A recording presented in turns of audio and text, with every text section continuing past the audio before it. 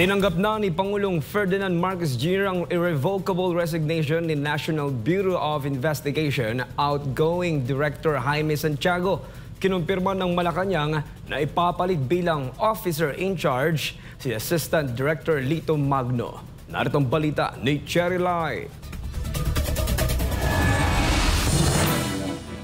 Nagpahayag ng pasasalamat si outgoing Director Jaime Santiago sa harap ng mga kawani ng NBI sa buong suporta na ipinakita naman ito sa panahon ng kanyang panunungkulan simula pa noong nakaraang taon bilang NBI Chief. Ito ay kasunod ng kumpirmasyon ni Santiago araw ng Lunes na tinanggap na ni Pangulong Marcos Jr. ang kanyang irrevocable resignation na sinundan ng flag raising ceremony sa gusali ng ahensya.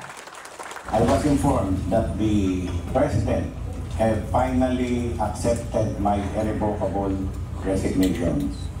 Hayaan niyong magpasalamat ako sa inyo during my stint here, mga suporta ninyo. Maraming salamat sa inyo.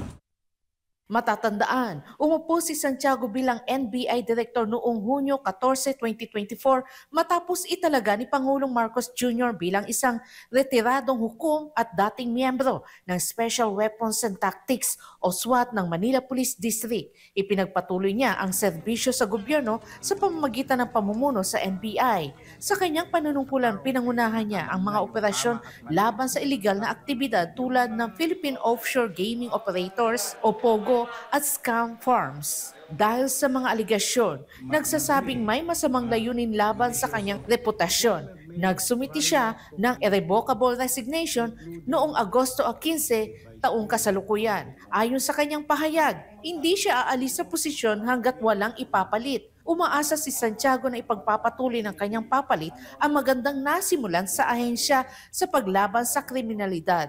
Idinagdag niya na babalik na rin siya sa kanyang pribadong buhay.